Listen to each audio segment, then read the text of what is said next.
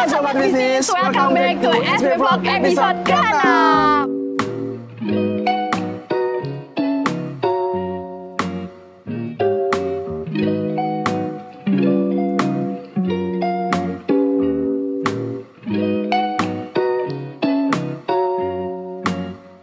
Sama kita, perkenalkan nama saya Nur Hakim Siswanto dan rekan saya. Nama saya Tania Usama. Nah, kali ini kita di SB Vlog mau kulik-kulik karir seputar dari alumni DMB 12 SBIPB. Betul banget. Beliau adalah Bapak Rizal Ahmad Fauzi. Nah, benar banget. Selain alumni DMB, beliau ini merupakan Direktur Keuangan dan Manajemen Risiko di Telkomsat. Oke, tanpa berlama-lama lagi, langsung aja yuk kita kepoin dan kita datengin beliau. Let's go!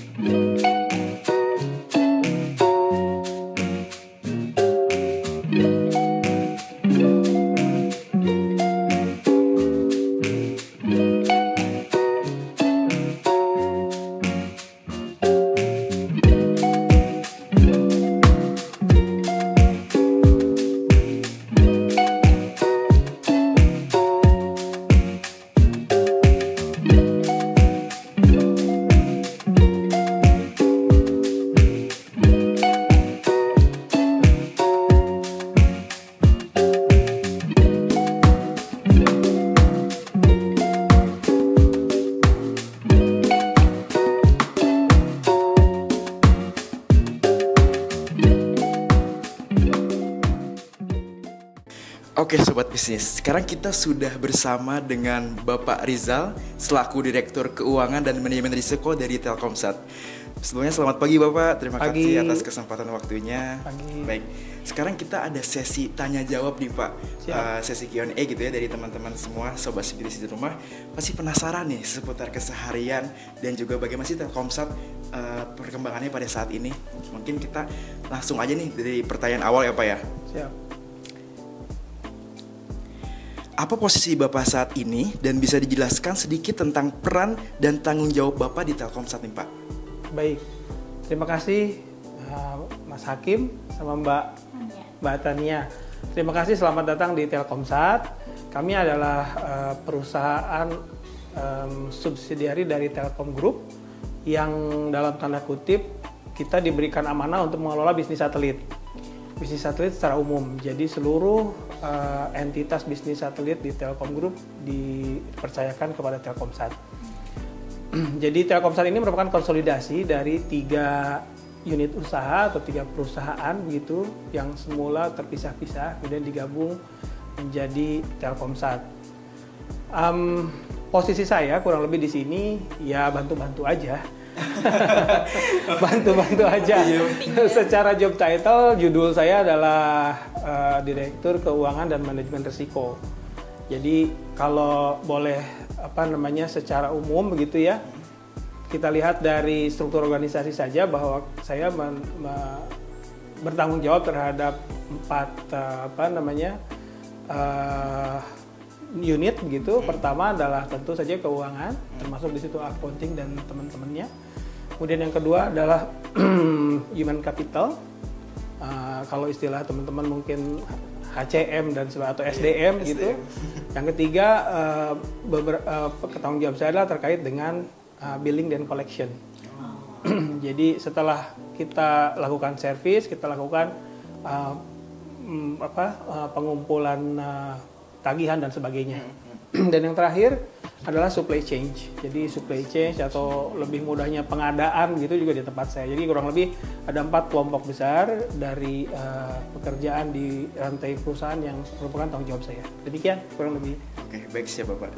Jadi teman-teman Bapaknya ini di Telkomsat membawahi 4 jenis subunit gitu Pak ya. Iya. Dari mulai keuangan sampai dengan supply chain. Mantap sekali. Oke, aku juga mau nanya nih Pak ke Siap. Bapak.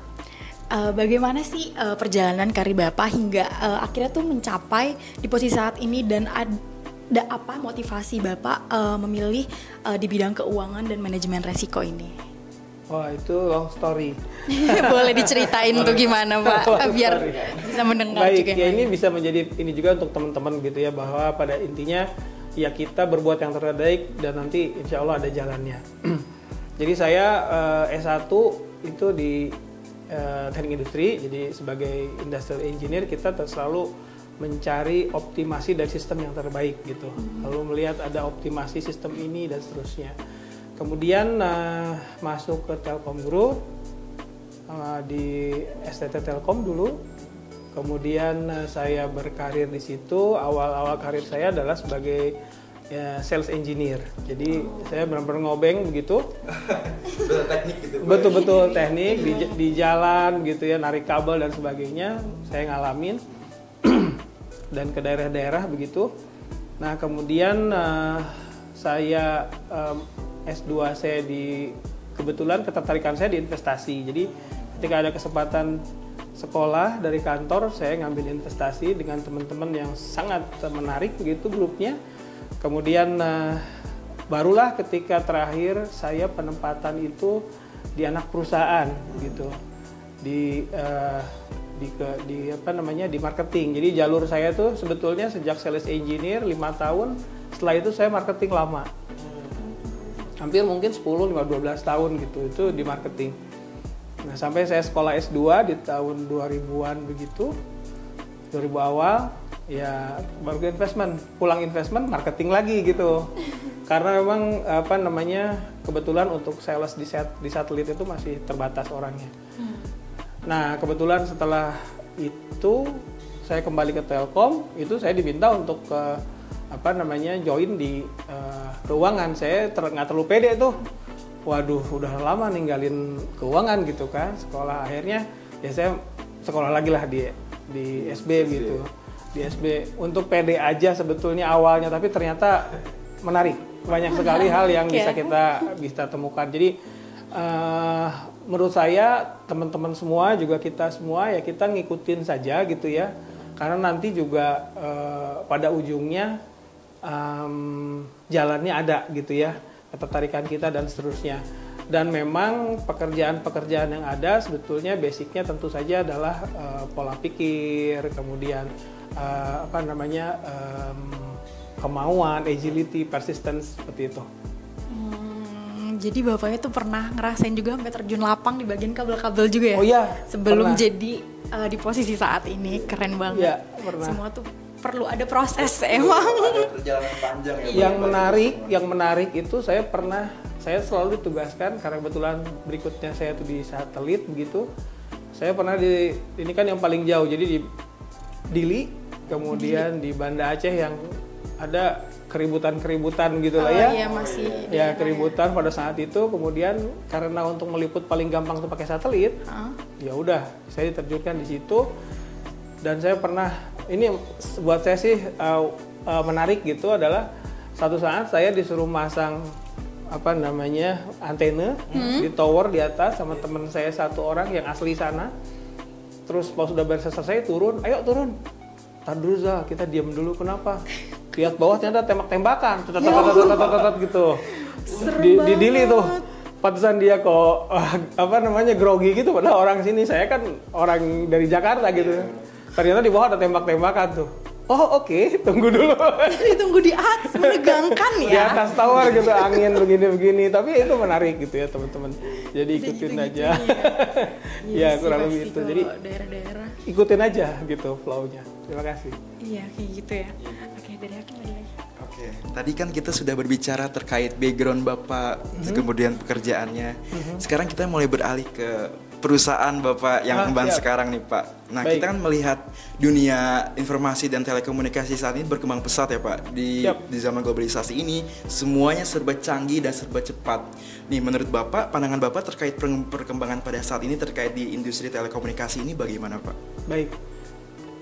Terima kasih teman-teman. Jadi sebetulnya dunia telekomunikasi adalah menurut saya challenging dan sangat dynamics ya.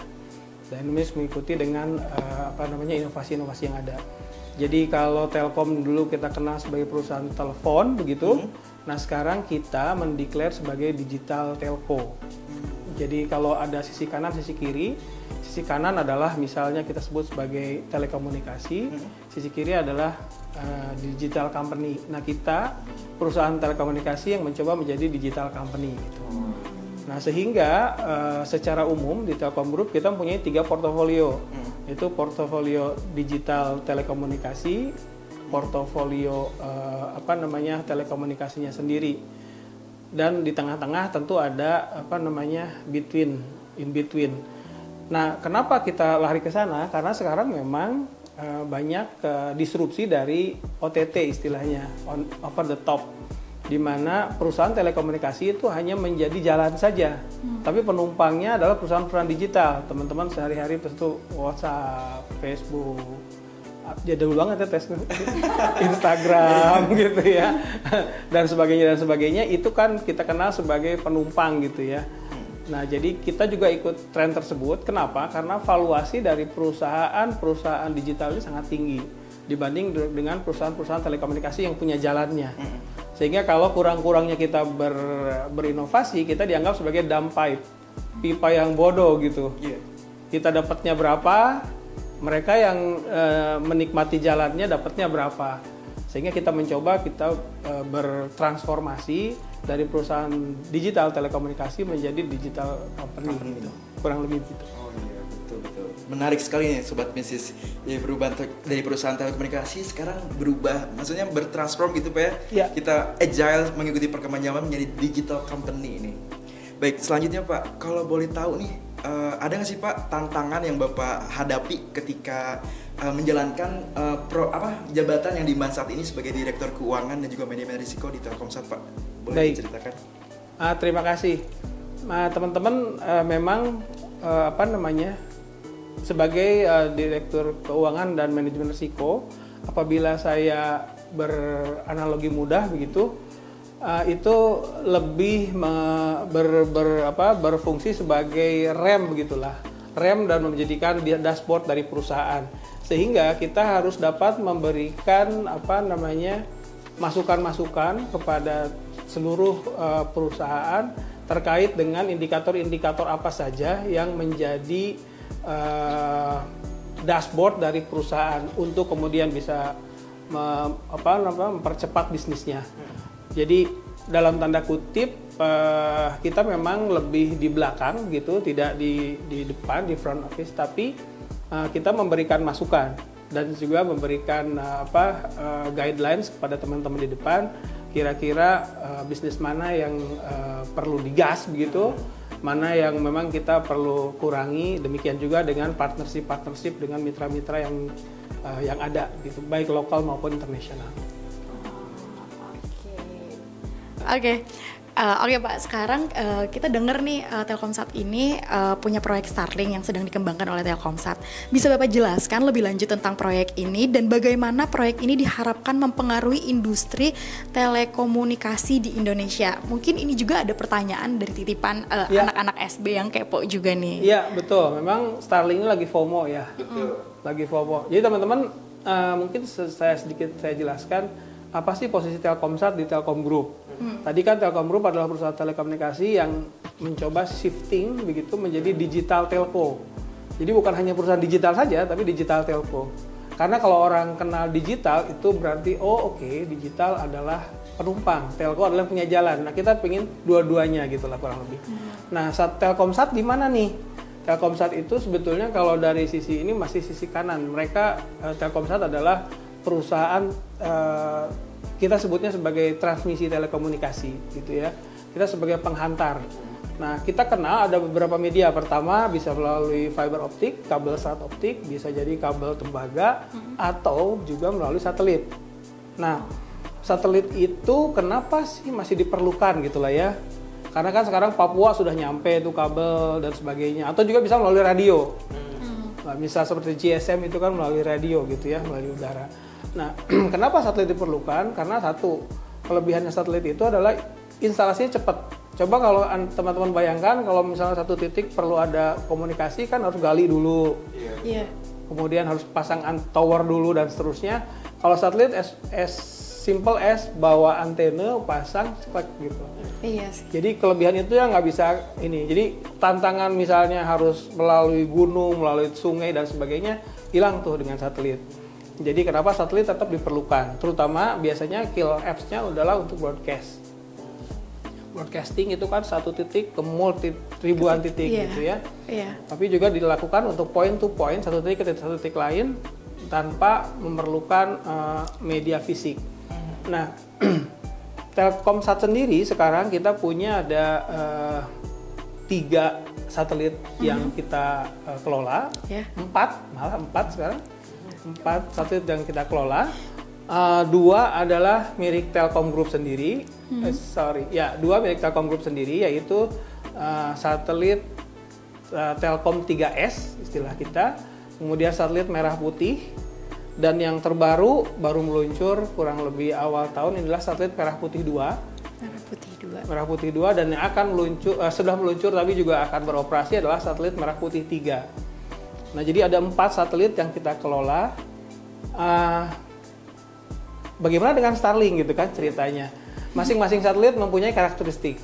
Masing-masing satelit mempunyai karakteristik, baik itu karakteristik dari frekuensinya, kemudian yang tentu saja itu berpengaruh terhadap kualitas, kemudahan dan sebagainya. Yeah.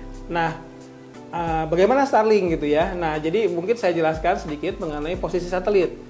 Jadi posisi satelit itu kalau yang umum, yang kita sebutnya sebagai GSO, Geostationary Orbit, itu di 36.000 km di atas langit. Nah, itulah di atas bumi. Itulah yang kita miliki, 4 satelit itu semuanya di GSO, di 36.000 km. Nah, Starlink itu di LEO, Low Earth Orbit. Dia di sekitar 500, maksimum 500-600 km di atas bumi. Jadi dia Low Earth Orbit. Iya. Sebetulnya ada di tengah Medium Earth Orbit. Nah, kita cerita LEO ini, si Starlink ini, dia kan dekat dari bumi kan? Iya. Dekat dari bumi. Kelebihannya apa? Pasti ketika mancarin frekuensi cepat kan? Iya. Cepat. Jadi istilahnya teknisnya latensinya cepat. Jadi kalau yang ini itu kan jauh. Yang biasa gitu ya. Nah, cuma problemnya adalah terus kenapa kok Starlink baru rame nih? Karena Starlink itu dengan satelit yang untuk mengcover bumi, satelitnya harus banyak karena dekat kan? Iya. Jadi kalau Anda center gitu kan harus banyak centernya. Iya. Kalau jauh kan satu aja cukup tuh, straight gitu kan? Iya. Nah, itu makanya ide-ide dari LEO itu dari dulu banyak, cuman memang perlu orang gila. Sekelas Elon Musk gitu. Karena dia bisa mempunyai teknologinya, dia juga mempunyai modalnya untuk itu semua. Sehingga ketika keberadaan Starlink itu muncul beberapa tahun, 5-6 tahun yang lalu, kita searching terus kira-kira teknologi apa yang akan mendisrupt bisnis kita. Nah, kita lihat banyak inisiatif itu. Nah, kita lihat kayaknya Elon Musk nih ini karena di EV dia sukses. Iya. Kemudian di tempat-tempat lain dia sukses. Akhirnya ya udah kita deketin dan alhamdulillah pada saat itu kita satu-satunya telco yang bisa bekerja sama karena beliau itu sangat pede untuk jalan sendiri gitu ya. Nah, kita yakinkan di Indonesia tuh nggak bisa begitu dan seterusnya. Akhirnya dia mau bekerja sama untuk backhaul dan untuk sekarang untuk business service. Jadi mereka mempunyai 3 layanan. Pertama untuk personal, yang kedua untuk perusahaan namanya Starlink Business Service. Nah, yang ketiga untuk backhaul. Backhaul itu apa? Terutama untuk perusahaan-perusahaan seperti Telkomsel, Excel. Dia butuh karena untuk menghubungkan itu kan dia butuh sarananya gitu. Iya. Nah, sarana dengan Starlink. Kita mempunyai kerjasama untuk 2 itu. Pertama untuk backhauling, yang kedua untuk enterprise gitulah. Price. Tapi untuk personal dia di seluruh dunia dia tidak ada kerjasama, dia sendiri langsung melalui website. Betul. Nah, yang sekarang selalu menjadi ini tuh kok Telkomsat jualnya mahal gitu ya dan sebagainya. Nah, ini sebenarnya gini, kita jamin harga kita tidak lebih mahal sama dengan website untuk layanan yang sama. Nah, tapi untuk layanan berbeda pasti berbeda karena seperti teman-teman ini kalau misalnya untuk backhauling itu kan misalnya dipakai Telkomsel, dipakai oleh teman-teman operator, itu kan perlu kualitas yang baik. Jadi gampangnya itu kalau teman-teman bilang unlimited gitu. Kan kalau unlimited yang di personal itu beda dengan benar-benar yang kita ini kan untuk operator. Mudahnya kalau saya selalu bilang begini, teman-teman kalau beli ke kita itu beli jalan gitu. Jadi berapapun untuk satu mobil tapi jalannya memang sendiri gitu. Tapi kalau teman-teman misalnya beli bandwidth untuk personal, dibilang unlimited itu biasanya mirip kayak ke jalan tol. Oh iya, jalan tolnya besar. Tapi ketika macet ya macet lah gitu. Iya, gitu. Apalagi jalan-jalan yang waktu macet, jalan jam-jam tertentu. Jadi kita menginikan layanan-layanan yang memang ininya beda. Tapi untuk SBS, untuk yang kita juga dijual untuk yang enterprise, harga kita jaminkan sama dengan dengan yang di website-nya dia. Tapi dengan tanda kutip kita ada layanan tambahan. Misalnya kalau teman-teman beli di website itu kan teman-teman perangkatnya nanti dapat dikirim, install sendiri, gangguan telepon sendiri. Kemudian kalau mentok ya udah, dia nggak ada perwakilannya di sini yang datang. Nah kalau kita itu ada layanan tambahan untuk diinstalkan. Ada bantuan. Berarti ada customer care atau customer service dari ada installationnya, ada customer care-nya, ada SLA-nya. Kalau rusak diganti perangkatnya gitu. Kemudian ada yang penting lagi adalah nah ini yang jadi isu untuk pemerintahan adalah masalah data governance. Jadi kalau mereka semua datanya ke Amerika. Nah kalau kita bikin gateway di sini, ada beberapa gateway di Indonesia sehingga datanya tetap di Indonesia gitu. Data sovereignty itu yang memang menjadi salah satu isu kenapa Starlink itu di sebuah negara itu agak sulit karena mereka tuh nggak mau bikin di negara tersebut gitu. Kurang lebih seperti itu. Jadi itu memang lagi rame. Tapi kalau saya sih prinsipnya gini, kayak Astra lah. Jualan mobil kan mobil apa aja ada, BMW ada gitu dan seterusnya gitu. Nah semua mobil itu kan ada segmen marketnya. Iya benar. Sama dengan layanan satelit juga sama. Dan kita optimis sebagai negara maritim itu satelit tidak tergantikan. Karena kan mau pasang kabel apa di laut kan, gitu kan? Di laut kan gitu. Jadi menurut saya sih ya kita masih punya inilah growth story. Iya. Ini kalau dalam anak bisnis nih yang diekspekkan itu bakal jadi kompetitor untuk Telkomsel, ini ya jadinya jadi berpartner gitu. Starlink ini mengajak berpartner dengan Telkomsel gitu. Kita tahu bahwa dia akan jadi disruptor yang paling besar. Jauh-jauh hari kita rangkul gitu agar mau tidak mau bisa kita atur playing field-nya. Itu pilihannya betul. Itu pilihannya apakah kita mau berantem gitu. Ini kan kita lihat-lihat berantem juga kalau nggak ini. Sekarang teman-teman ABG kan pada teriak tuh gitu. Jadi memang itu salah satu yang kita ini kan bahwa bagaimana kita strategi-strategi bisnis untuk melakukan hal tersebut. Dan ini terus terang teman-teman dalam bisnis it's real gitu ya. Iya. Teman bisa jadi kawan, bisa jadi iya, benar banget. Emang di dunia asli tuh kayak gitu loh bisnis kan. Oke, mungkin. Baik, selanjutnya kan kita tadi sudah cerita banyak tentang Telkomsat, kemudian tentang proyek Starlink dan tentang background Bapak sebelumnya di awal pendidikan gitu Pak ya.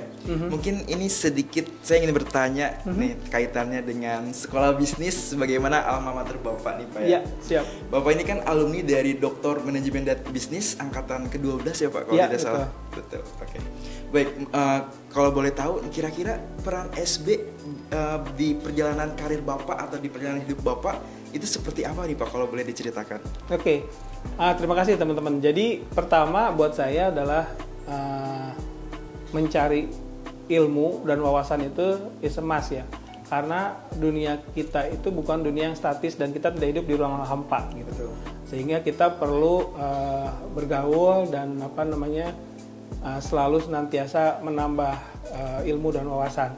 Nah, menariknya di SBM menurut saya buat kita buat teman-teman sekalian adalah divergent gitu ya, dan colorful gitu.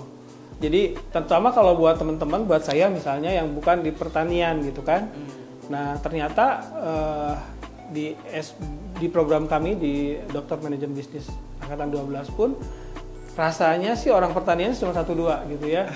Ada yang dari militer, ada yang dari birokrat dan sebagainya. Sehingga menurut saya menjadi lebih colorful gitu ya. Itu dari sisi background. Yang kedua adalah dari sisi pola pikir. Karena belum tentu pola pikir industri kita yang mau nggak mau membentuk kita selama ini bekerja begitu, itu hanya satu-satunya dan satunya yang terbaik gitu. Kita bisa belajar dari industri lain, pola pikir yang lain karena seperti pertanian, kemudian dengan hasil-hasilnya itu menurut saya sangat challenging tuh karena dia kan perishable.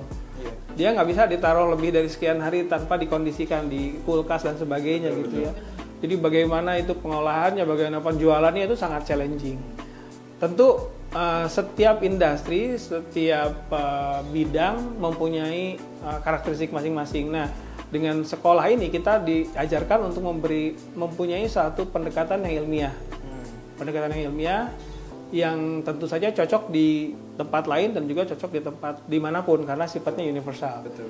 Jadi pola pikir, kemudian networking, itu hal-hal yang kita temui dalam pembelajaran di SB tentunya.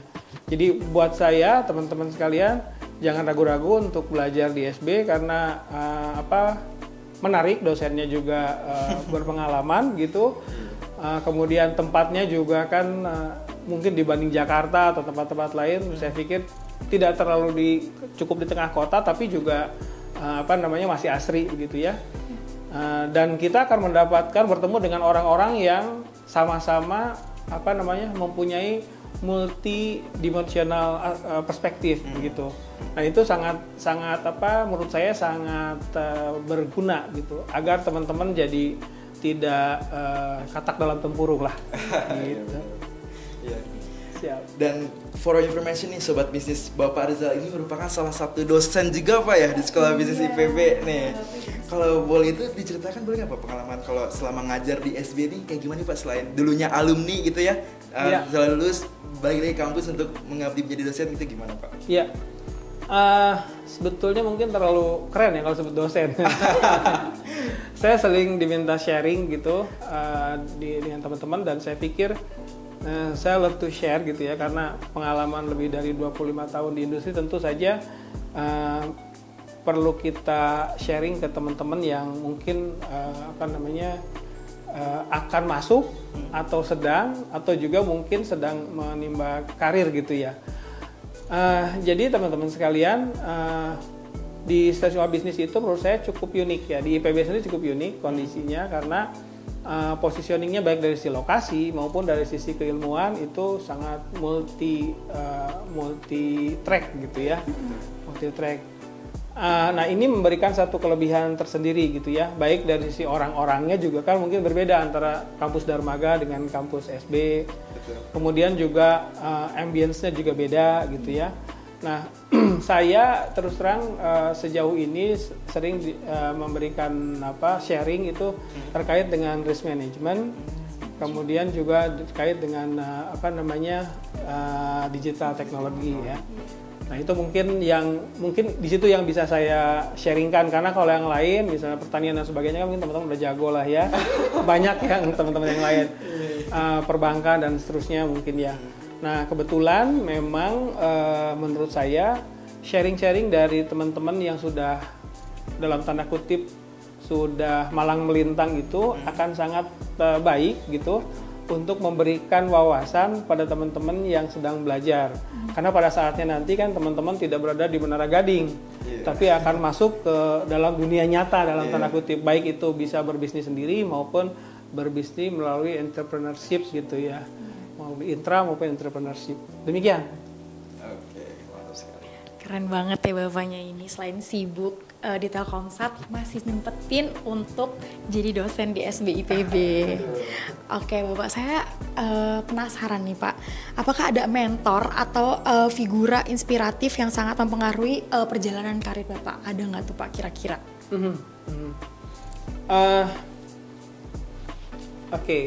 Kalau ditanya mentor yang ini ya saya paling gampang nyebut orang tua saya aja gitu ya. Jadi karena ibu bapak saya pendidik, jadi saya selalu terobsesi untuk sharing gitu ya.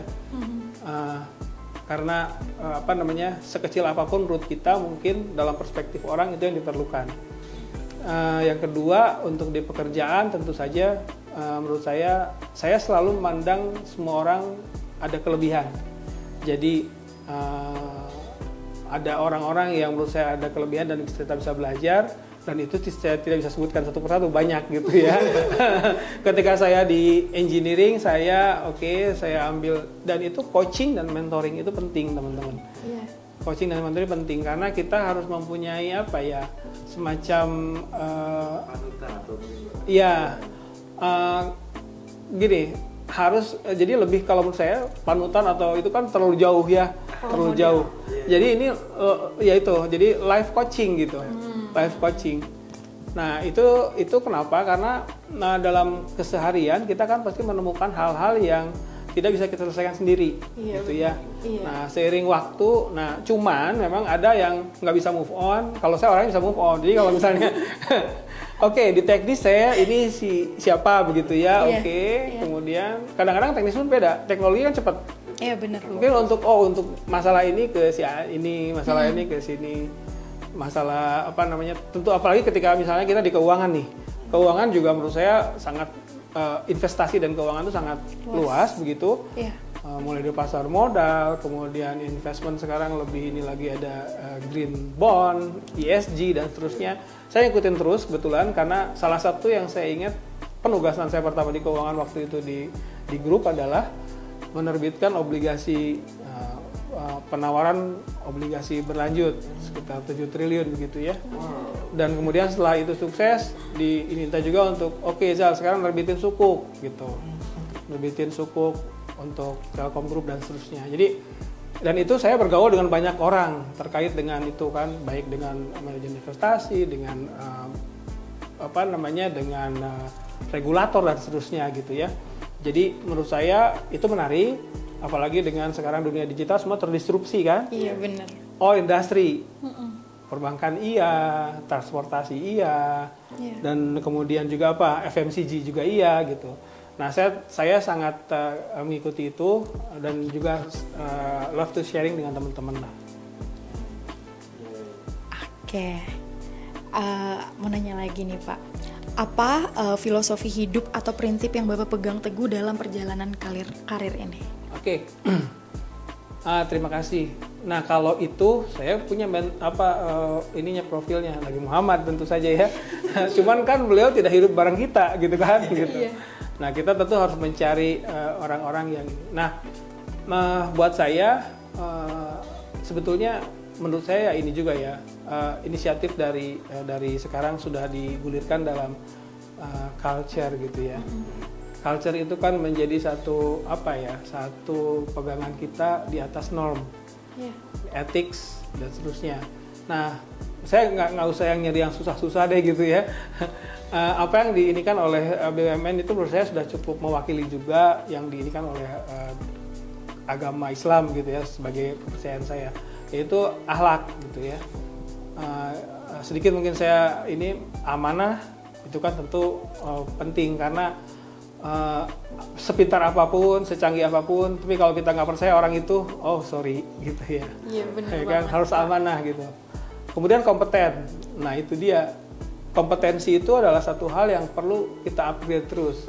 Yeah. Jangankan seperti saya sangat ranging yang mulai dari sales engineer dan seterusnya.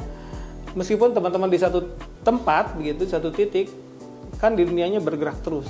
Jadi kompetensi kita tuh tidak paling jago sekarang gitu, paling jago sampai 5 tahun akan datang. Oh no man, sorry gitu ya. Kebiasaan kita untuk adaptasi itu penting untuk menjaga kompetensi.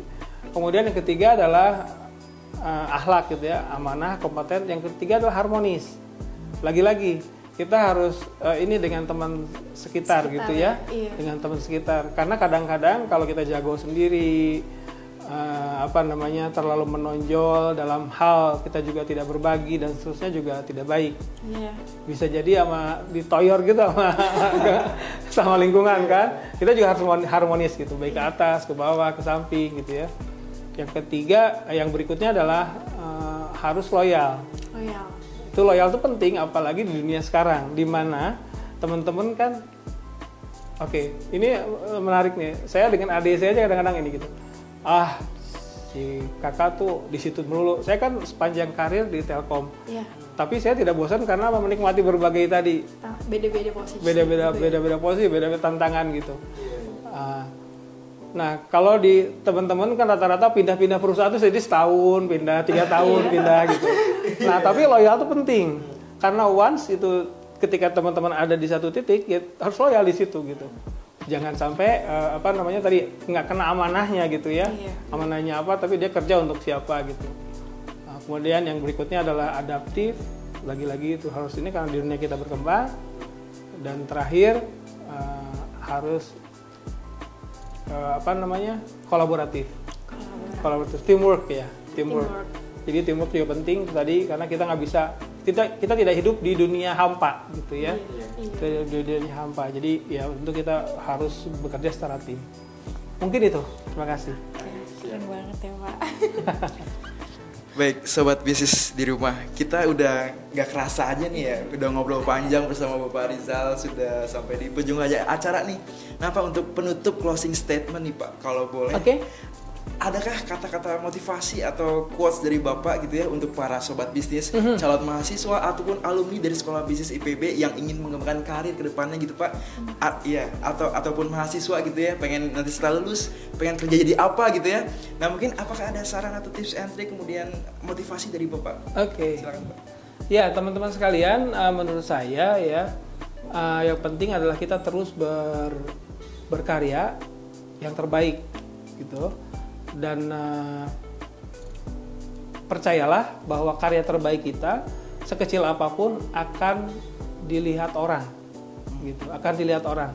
Nah, dari karya kita itulah orang berpersepsi terhadap kita. Oleh karena itu maka berbuatlah terus yang terbaik, berkontribusi yang optimal begitu, sehingga kemudian hasilnya nanti akan kita temui di waktu itu akan datang. Karena teman-teman tentu saja teman-teman kan tidak hidup jangka pendek tapi juga jangka pandang gitu ya harapannya. Oleh karena itu mari kita terus berbuat yang terbaik, kontribusi yang terbaik untuk pada ujungnya untuk bangsa dan negara gitu. Karena kalau kita terlalu sempit juga cetek banget gitu ya. Ujung-ujungnya itu kita harus berbuat baik untuk bangsa dan negara dengan apa yang ada di sekeliling kita gitu. Karena setiap orang pasti punya brand. Oh si Anu mau begini, si Anu begini itu. Siapa yang menciptakan brand itu ya kita sendiri kan. Nah jangan sampai begini. Kita pengennya brandnya dikenang sebagai teman, sebagai orang, sebagai teman yang begini, tapi mager. Padahal pengen dilihat sebagai dia anaknya asik gitu, kemudian gesit gitu, kemudian sangat membantu. Tapi yang kita lakukan ternyata egois, males gitu. Nah jadi kita harus punya harapan untuk terus bisa berbuat yang terbaik dan berkontribusi untuk sekelilingnya, khususnya nanti berikutnya untuk bangsa dan negara. Terima kasih. Nah, S-Burst kayak gitu kalau kata Pak Rizal. Oke Pak Rizal, kita mau ngucapin makasih banget udah kita sibukin. Ini kita sampai nanya-nanya dan menjawab S-Burst. Mungkin sekian aja SB Vlog dari kita.